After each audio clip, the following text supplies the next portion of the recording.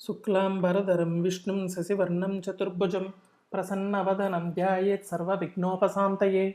శృతిస్మృతిపురాణానాం ఆలయం కరుణాలయం నమామి భగవత్పాదం శంకరం లోకశంకరం.